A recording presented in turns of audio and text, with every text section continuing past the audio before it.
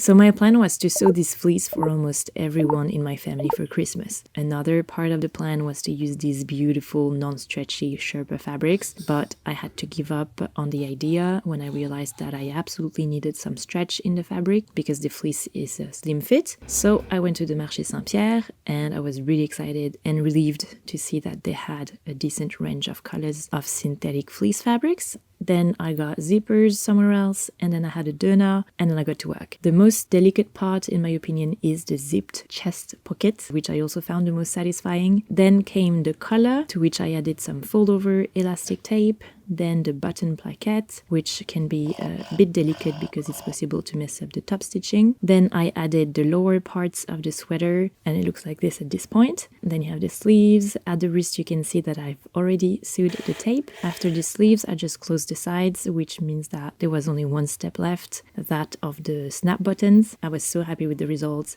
And here is a little brother wearing his Christmas present. Kiss!